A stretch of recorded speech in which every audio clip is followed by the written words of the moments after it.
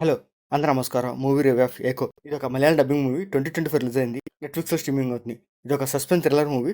Thrilling scenes అయితే అంత ఎఫెక్టివ్‌గా అయితే లేదు. చూడడానికి ఒక్కొక్కలాగా అనిపిస్తాయి. ఈ మూవీలో ఏదో ఉందని స్టార్టింగ్ నుంచి ఎండ్ వరకు తీసుకెళ్తామండి. క్లైమాక్స్‌లో కూడా సీన్స్ కూడా అంత ఇంట్రెస్టింగ్‌గా ఉండవు. అక్కడక్కడ కొన్ని ట్విస్టులు అయితే ఉంటాయి గానీ, ఆ ట్విస్టులు చూడడానికి ఒక్కొక్కలాగా అనిపిస్తాయి. అంత ఎఫెక్టివ్‌గా ఉండవన్నమాట. ఇంకా ఈ మూవీ స్టోరీలోకెళ్తే, మూవీ స్టార్టింగ్ నుంచి ఎండ్ వరకు కొరేషన్ ఒక తోపు, తురుము అన్నట్టు చెప్తుంటారన్నమాట.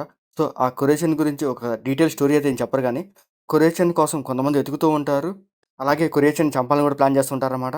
అలాగే కురేషిని కోసం కుక్కలే కాదు, కుక్కల్లాంటి మనుషులు కూడా కాపలా కాస్తూ ఉంటారనమాట.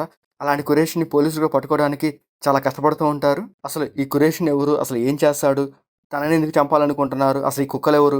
ఆ కుక్కలే ఆ కురేషినికి ఎందుకు కాపలా కాసినాయి? అనేది ఈ మూవీ స్టోరీ అనమాట. ఆ పాయింట్ బేసుకొని ఈ మూవీ కొన్ని థ్రిల్లింగ్ సీన్స్ అయితే చూపించడానికి ట్రై చేశారు. ఆ సీన్స్ చూడడానికైతే ఓకోకలాగా అనిపిస్తాయి గానీ అంత ఇంట్రెస్ట్‌గా ఉండవనమాట. సినిమా ఫస్ట్ 1 అవర్ దాకా అసలు ఆ కురేషిని ఎవరు అనే పాయింట్ మీదే ఈ మూవీ తీసుకెళ్తుంటాడు.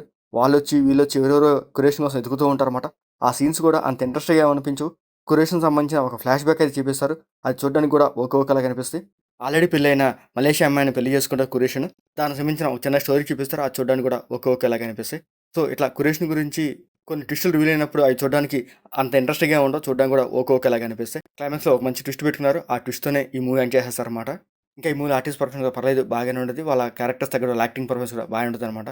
ఇంకా ఈ మూవీలో మ్యూజిక్ కూడా బాగుంటది. కొన్ని థ్రిల్లింగ్ సీన్స్ వచ్చే బీజీఎం బాగుంటదనమాట. ఇంకా ఈ మూవీ టెక్నిక్ కాస్త పర్లేదు బాగుంటది. ఈ మూవీ కంప్లీట్‌గా స్టార్టింగ్ ఎండ్ వరకి ఎక్కువగా సీన్స్ అన్ని ఫారెస్ట్ ఏరియాలో తీశారు. ఈ మూవీలో ఎక్కువ లొకేషన్స్ అన్ని హిల్ స్టేషన్ మీద తీస్తారు. అక్కడ నేచర్ చాలా బ్యూటిఫుల్‌గా చూపిస్తారనమాట. అవి చూడడానికి బాగుంటాయి. ఇంకా ఈ మూవీలో బ్లడ్ సీన్స్ కానీ, అడల్ట్ సీన్స్ కానీ అట్లాంటివి లేవు.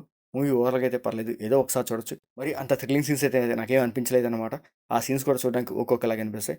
ఈ మూవీ నెట్‌ఫ్లిక్స్‌లో స్ట్రీమింగ్ అవుతుంది. మీకు నచ్చితే చూడండి. మీకు మాటిస్తే లైక్ చేయండి, షేర్ చేయండి, సబ్స్క్రైబ్ చేసుకోండి. Thank you for watching.